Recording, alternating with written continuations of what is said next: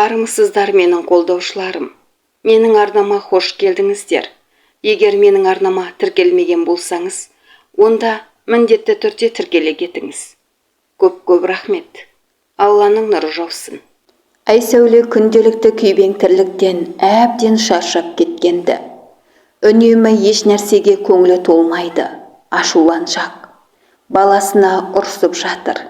Не деген жайбасар баласыңа? Тез қимылдасай, қыз сияқты майысып жүрмей. Баласы үндемей ғана отынды жинап жатыр. Анасының бұл кейпіне үйренісіп кеткен. Ерасыл үйдің үлкені. Өзінен кіші екі қарындасы бар. Көп сөйлемейтін тұйықтау бала. Өзі 5-ші сыныпта, үлкен қарындасы 3-ші сыныпта оқиды. Кішісі 5 жаста. Анасы бастарын сипап, еркелету дегенді білмейді. Ал әкесі Ернияз болса, нағыз балажан. Балалары әкелері жұмыстан келгенде жүгіріп шығып, мойнына асылады, еркелеп жатады. Ернияз зауыт директорының жүргізушісі. Айлығы да отбасына жетерлік. Әйелі Айсәуле соған да риза еместі. Түймедейді түйедей етіп, ұрыс шығарып жүргені. Ернияз жұмыстан үйге келіп еді. Айсәуле, мына балаңның қолынан дым келмейді. Отынды да дұрыс жинай алмайды. Ер адамсың ғой, жөнге келтір. Әйтпесе әйелінің соры болып жүрер тағы, деп Ерниязды айқаймен күтіп алды. Ернияз үндеместен бөлмесіне кіріп кетті. Үстел басына тамақ ішуге жайғасты. Айсәуле әлі де долданып отыр. Елдің қатыны сияқты жарқырап жайнап та жүрмейміз. Кешке дейін бітпейтін мына үйдің тірлігі. Бір қыдыртуды білмейсің. Өмір бойы осылай өтермей екенбіз, деді Айсәуле. Балалары тамақтарын ішіп, дастарқаннан тұрып кетті. Ернияз, неменеге ашуланып отырсың? Сәулеш, сабырлы бол. Уақыты келгенде барлығы болады. Уайымдама, деп байсалдылық танытты. Айсәуле болса әлі басылар еместі. Ол уақыт қашан болады? Күте шаршадым, тіпті. Түсінесің бе? Шаршадым.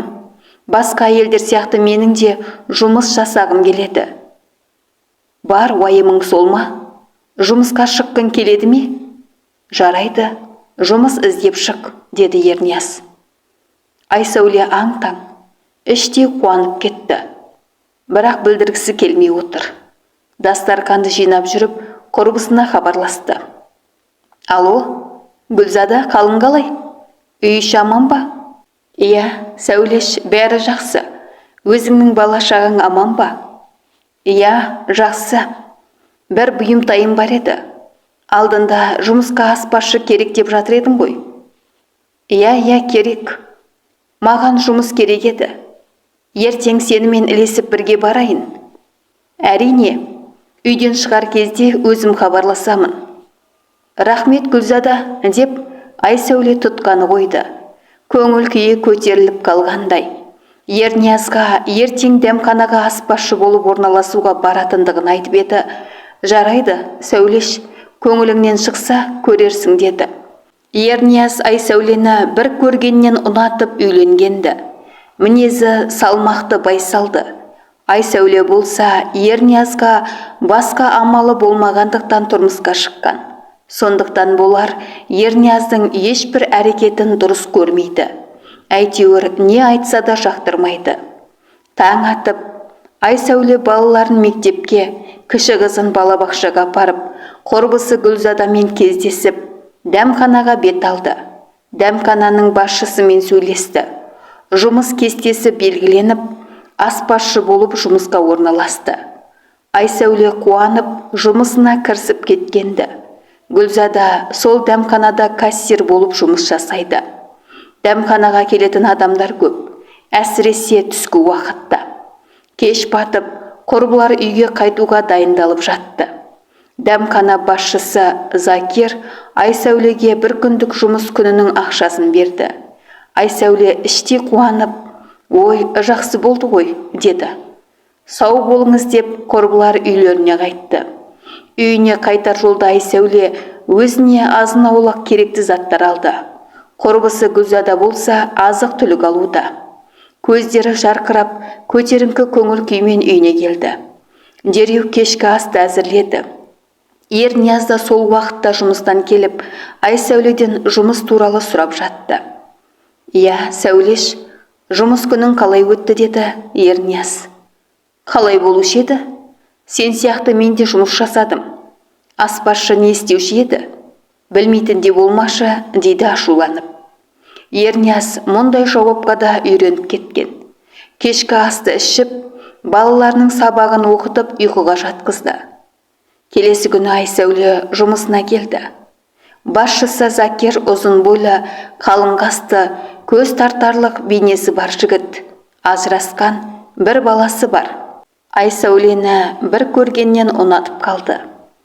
Айсәулені шақырып алып, «Маған ерекше дәмді тағам әзірле», деп қысқа қайырды. Басшысының бұл әрекетін түсінбей, түскі асқа ерекше дәмді тағам дайындады. Закир тамақты ішіп алып, Айсәулені тағы шақырды. Айсәуле, «Мынаған тағы не керек өзі?» деп іштей долданып барады. Закир Айсәулеге, «Иә, ерекше тағам әзірлепсіз. Дәмі, тіл үйрерлік. Дәмханаға келушілер көп болса, жалақыңыз да көп еді. Барыңызды салып, жұмыс жасаңыз», деді.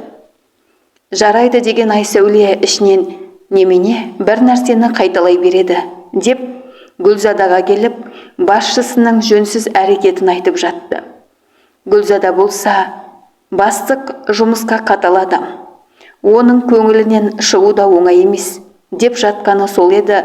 Закир кассаның жанына кеп қалды. Мұны көрген Айсәуле дереу ас бөлмесіне кетті. Гүлзада сасқанынан істеп тұрған кассасының аппаратын жөндеп жатқандай болды. Закир Гүлзадаға, «Ертең дәмхананың ашылғанына 1 жыл толады. Соған орай дәмхана қонақтарына ерекше бір сыйлық жасаңдар. Сосын барлық қызметкерлерге арналған кешке көңілді отырыс ұйымдастыр. Барлығы дерлік қалмай келсін», деді. «Жарайды, Закир мырза», деген Гүлзада барлық қызметкерлерді жинап, осы жаңалықты хабардар етті. Бірі отырысқа барам десе, бірі бармаймын деп жатты. Айсәуле не деп жауап берерін де білмеді. Мұны сырттан бақылап тұрған Закир Айсәуленің отырысқа келуін қалап тұрғанда. Гүлзада мен Айсәуле жұмысын аяқтап, үйіне қайтып келе жатты. Гүлзада сөз арасында, «Сәулеш, ертеңгі отырысқа бараласың ба?» «Әрине барамын. Үйде қанша жыл отырдық қой», деп Ерниязбен ақылдаспастан өзі шешім қабылдап қойғанды. Үйіне келіп күнделікті күйбең тірлікпен айналысып кетті. Кешкі астың басында Ерниязға отырысқа баратындығын айтты. «Ернияз, Гүлзада барады ма?» деп сұрады. «Әрине барады. Ол отырыстан қалмайды екен», деді Айсәуле. «Жарайды, барып кел. Бірақ ұзақ отырма», деді Ернияз. Айсәуле мұрнын көкке шүйіріп, «Өзім білемін» деп ыдыстарды тарсылдатып дастарханды жинастыра бастады. Ернияз болса далаға шығып кетті. Балалары сабақ оқып жатыр. Жұмыс істеген Айсәуле бүгін шаршағандай. Ерте жатып қалды. Келесі күні Закир Айсәуленің жұмысын тексергендей болып, қайта-қайта ас бөлмесіне кіре берді. Айсәуле түсінер емес. Закир бүгінгі кеште құрығыма түсерсің деп, өзіне өзі сенімді. Кеш батып, барлығы отырысқа жиналып жатты. Гүлзаданың күйеуі қоңырау шалып, баласының ауырып қалғандығын жеткізді. Гүлзада отырысқа бара алмайтындығын айтып, үйіне қайтып кетті. Айсәуле мейрамханаға дейін өзі таксимен барайын дегенде, Закир көлігімен жанына тоқтай қалып, «Жүріңіз, отырыңыз, бірге барайық» деді. Мұндайды тек кинодан көрген Айсәуле бірден келісті. Жол бойы Закир Айсәулеге өзінің өмірі жайлы айтып келе жатты. Көп сөйлейтін Айсәуле үндемей қалғанды. Мейрамханаға келіп отырыс басталды. Закир Айсәуледен көз алар емес. Қайта-қайта биге шақырған Закир Айсәулеге де ұнап барады. Екеуі тіл табысқандай.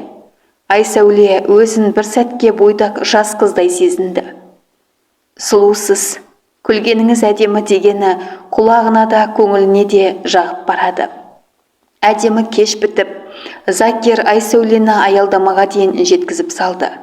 Қоштасарда бетінен сүйіп алды. Айсәуле де бұл әрекетіне қарсы болмады. Үйіне келсе, барлығы ұйқыға жатып қалыпты. Ернияздың жанына келіп жатты. Бар ойы Закирде. Ернияздан сұлулығына тамсанып, әдемі сөз естімеген Айсәуле Закирді ақ боз ат мінген ханзададай көрді. Бала шағасын тіпті ұмытқандай, бойын бір махаббат сезімі тербегендей. Таң атып, әдеттегідей жұмысқа келді. Закир Айсәулені жұмыс кабинетіне шақырып алды. Айсәулеге шоқ гүлдерін ұсынып, кешке мейрамханаға баруға қалай қарайсың деді. Тіпті білмеймін, күйеуіме не деп айтамын деді. Бір нәрсе ойластыр деп қолынан тартып құшақтады. Айсәуле күлімсіреп жарайды дегендей басын изеді.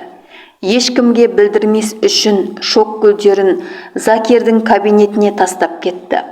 Ерниязға хабарласып, жұмыстан кеш келетінін ескертті. Айсәуле өмір бойы іздеген адамы нақ осы Закир болғандай. Мейрамханаға келіп тамақтанып отырғанда Закир Айсәулені балдай тәтті сөздерімен елтіп жібергендей. Қызыл шараптан ұрттап отырған Айсәуле масайып қалғандай. Осы сәттен бастап Закирдің айтқан сөздеріне иә дей берген Айсәуле қонақ үйде бірақ оянды. Көзін ашса, Закирдің құшағында жатыр. Өкінбестен ұялғандай сағатқа қарап еді, 12 болып қалыпты. Дереу киініп, телефонын қарап еді, Ернияз қоңырау шалыпты. Үйіне келе салып жуынып жата қалды. Ернияз оянып қайда болғанын сұрап еді, жұмыс көп, бүгін аяқ асты кезекшілікте қалып қойдым деді. Ернияз сеніп қалып, құшақтайын деп еді, шаршадым дегендей теріс бұрылып жатып қалды. Осылайша Айсәуле мен Закирдің кездесуі жиіледі. Айсәуле отбасында бала шағасында өмірінен сызып тастағандай. Ерниязда ештеңе білместен жүре берді. Бір күні Айсәуленің телефоны үстелде қалып қойыпты. Тық-тық деп хабарлама келді.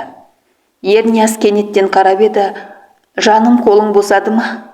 Есіңді сағындым деген хабарламаны оқыды. Түсінер емес. Сол кезде Айсәуле үйге кіріп келді. Мынау не? Деп Ернияз хабарламаны көрсетті. Айсәуле сасқанынан не дерін білмей шатасқан болар, деді. Ернияз сол жерде Закирге Айсәуленің телефонымен қоңырау шалды. Закирдің «Ау жаным» деген сөзді естігенде Ернияз ашуға мінді. Закир Ернияздың даусын естігенде тұтқаны қоя салды. Ернияздың ашуланғанын бірінші рет көрген Айсәуле қорқып кеткенді. Әйелі көзіне шөп салады деген ой үш ұйықтаса да түсіне кірмеген. Екеуі ұрса кетті. Намысы аяққа тапталған Ернияз Айсәулені ұрып жіберді. Айсәуле, шаршадым, ол сенен 10 есе артық, түсінесің бе? Сені сүйген емеспін. Бұл жерде тұрғым келмейді, деп киімдерін жинап сөмкеге салды. Кететін болсаң, ендігәрі бұл үйдің есігі сен үшін ашылмайды. Соны біліп қой, деді Ернияз. 3 баласы шырылдап жылап жатыр. Соған қарамастан Айсәуле еш ойланбастан үйінен кетіп қалды. Аялдамаға келіп, таксимен Закирдің үйіне келді. Закир қуана қарсы алды. Жылап тұрып барлығын айтып берді. Қорықпа жаным, мен сені ешқашан тастамаймын, деп жұбатты. Ернияз таң атқанша көз ілмеді. Айсәуленің басқа еркекпен көңіл қосқандығы жанына аяздай батып барады. Балаларына өзі ана, өзі әке болмақ. Әйел атаулыны жек көріп кетті. Балалары анасын не үшін кетіп қалғандығын да білмейді. Бірақ үлкен ұлы түсінгендей. Айсәуле мен Закирдің көңіл жарастырғанын дәмхана ұжымы да білді. Айсәулені осыдан кейін барлығы жақтырмай қалғанды. Тіпті құрбысы Гүлзада да онымен сөйлескісі келмейді. Закир мен Айсәуле бақыттан бас айналып, күндері мен түндерін бірге өткізіп жүрді. Бірақ Закир Айсәулемен заңды некеге тұратын ойы жоқ.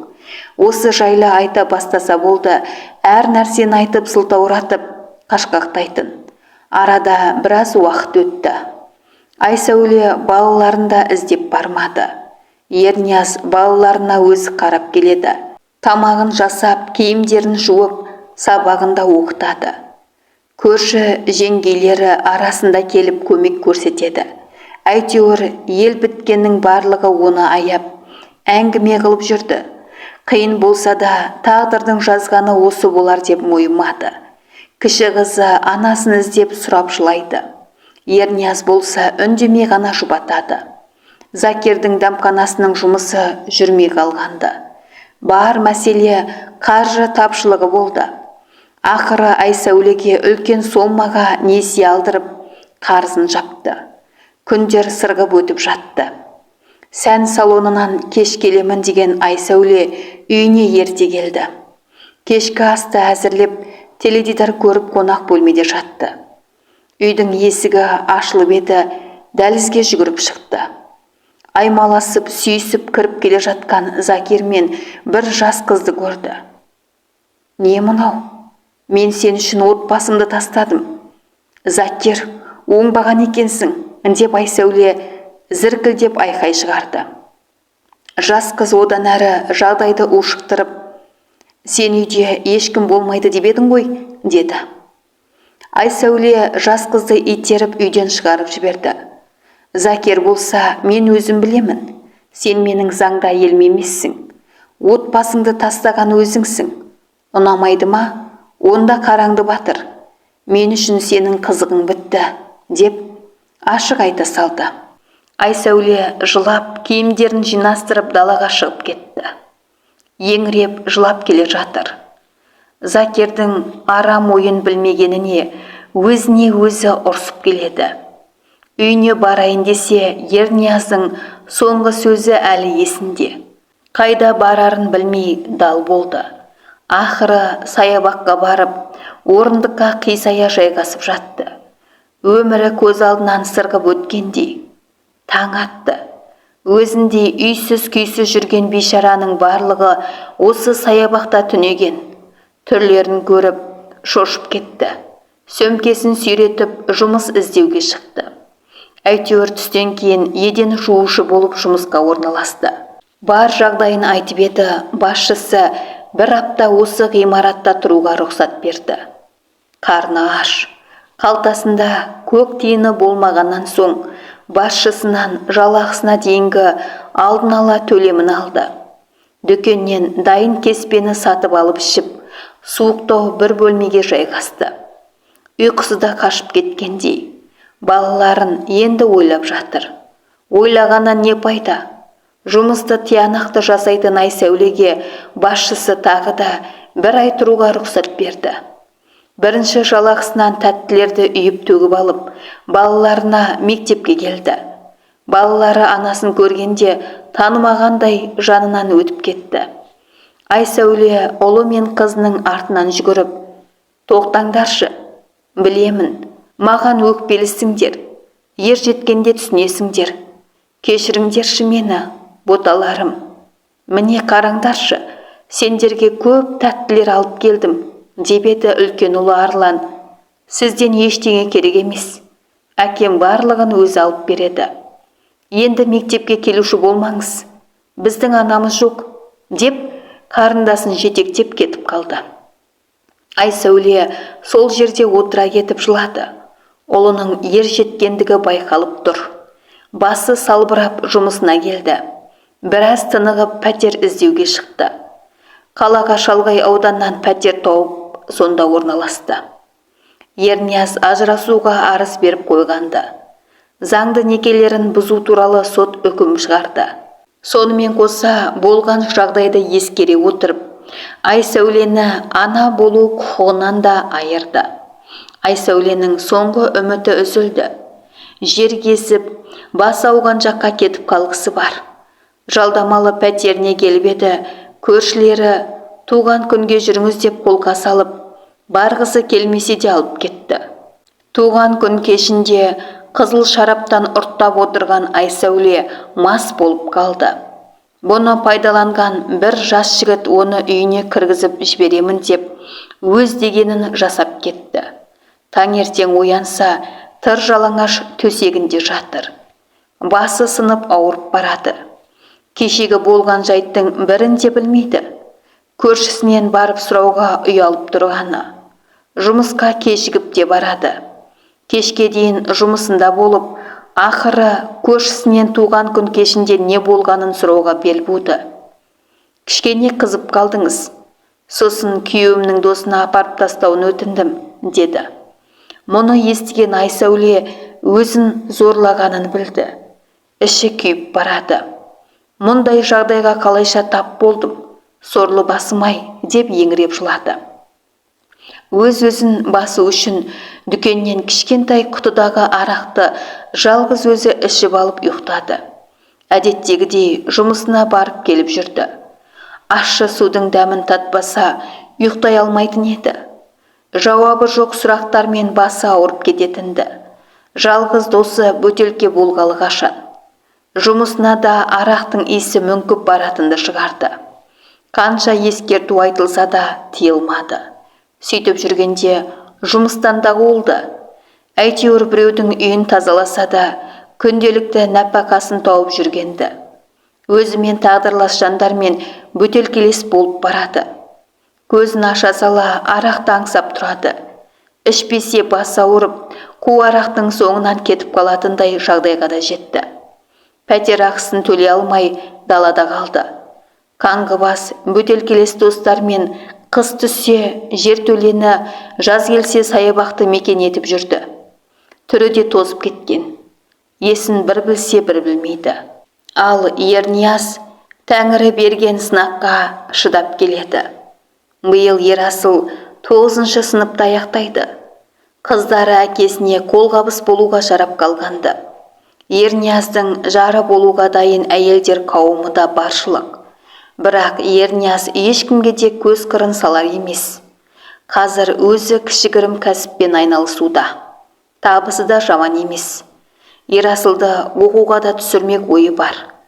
Балалары ес біліп қалғаннан соң ба, аналарын бір еске алып сұрамайды да. Өмірлері жалғасын тауып жатты. Аязын сүйретіп, қаһарлы қыста келді. Күнделікті үйренісіп қалған әдетімен Айсәуле ащы суға мас болып далада жатып қалды. Ішіндегі қызуы жаурағанын білдірер емес. Қанша уақыт жатқаны белгісіз. Таң ата есін жиды. Аяқ қолы дым сезбей қалғанды. Орнынан да тұра алмайды. Арлы-берлі жүріп жатқан адамдар да жоқ. Біраз уақыттан соң адамдар жұмысқа шығар кезде бар даусымен көмекке шақырды. Бірі естісе, бірі естімегендей жанынан өтіп кетіп жатты.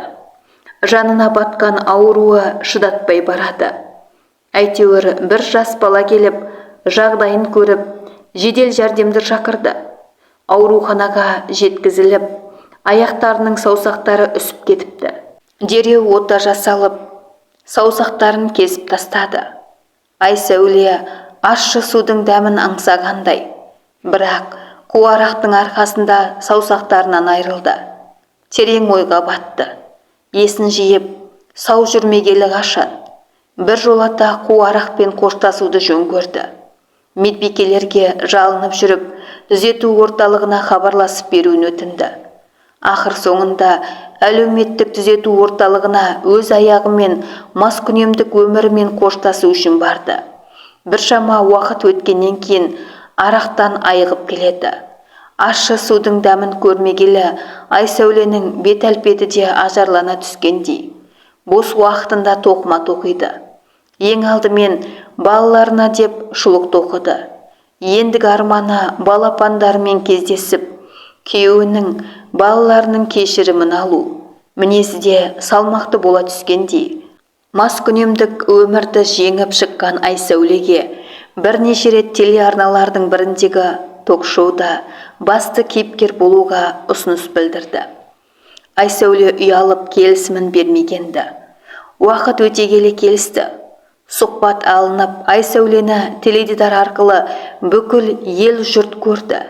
Көршісі жүгіріп келіп, Ерниязға айтып еді, тыңдағысы келмеді.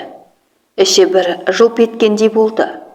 Ақыры журналистер келіп, Айсәуле балаларын көргісі келетіндігін айтты. Ернияз бар күш-жігерін жинап, балаларын алып бағдарламаға келді. Айсәуленің бар өмірі баяндалды. Балаларымен кездескен Айсәуле жылауын тоқтата алмады. Тізерлеп тұрып кешірім сұрады. Балалары анасына өкпелі, Ернияз болса үндемеді. Кешірдім деп бір сөзбен ойын аяқтады. Бірақ қайтадан қосылып өмір сүргісі жоқ. Көңілі суып кеткен. Айсәуле балаларымен жолығып, қарым-қатынасын түзеуді қолға алды. Жұмысқа да орналасты. Айрандай ұйыған отбасымды мына өз қолыммен құрттым. Бақытты отбасынан емес, көшеден іздегенім өкінішті. Өз-өзімді кешірмеймін деп, өз-өзін жазғырумен күнін өткеріп келеді. Бір күні жұмысында есінен танып, сылқ етіп еденге құлап түсті. Ауруханаға жеткізілген Айсәуле тексерістен өтіп жатыр. Жанында демеу болар ешкімде жоқ. Дәрігер бауыр обыры деген диагноз қойды. Емделеді, бірақ жылдамдату керек. Сіздің жағдайыңызда әрбір минут санаулы деп шығарып салды. Жол бойы ойланып келеді. Сүрген өміріне көңілі толар емес. Ешкімге сыр білдірместен емделіп жүрді. Бірақ жағдайы күннен күнге нашарлай берді. Арада біраз уақыт өткеннен соң ауруханаға жатқызылды. Балалары анасынан хабар болмаған соң, үлкен ұлы жұмысына іздеп келді. Күзетші мән-жайдың барлығын баяндап берді. Баласы есеңгіреп қалды.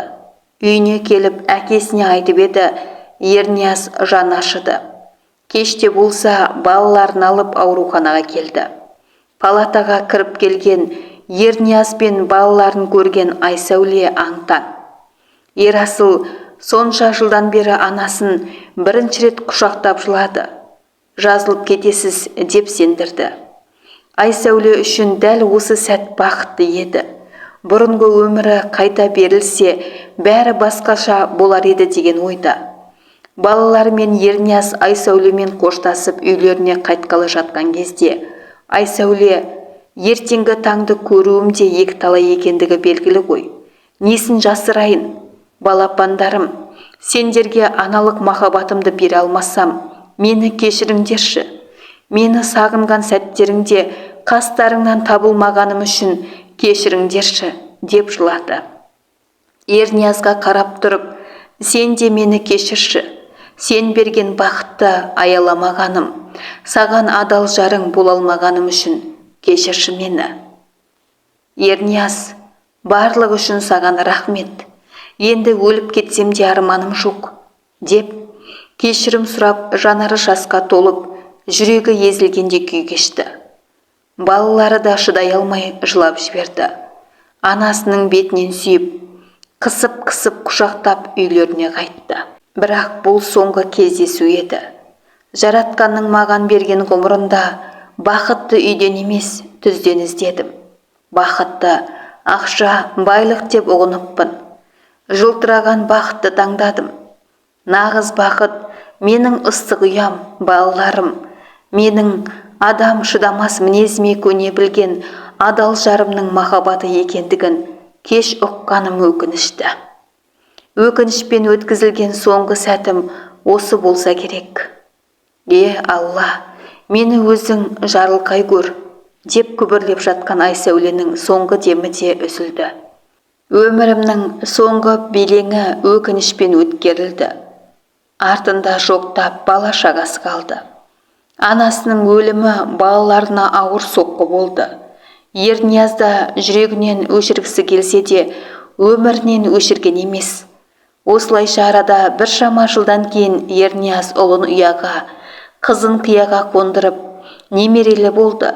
Бала шағасымен бақытты ғұмыр кешуде. Не дегенмен Айсәуленің орны қарттық жаста білінгендей. Анасының махаббатына шомылып, өмір сүрмеген балапандардың жүрегін кім махаббатпен толтырмақ? Әрбір әйел заты қолда барда алтынның қадірін біле алғаны жөн. Менің қолдаушыларым, назар қойып тыңдағандарыңызға көп-көп рахмет.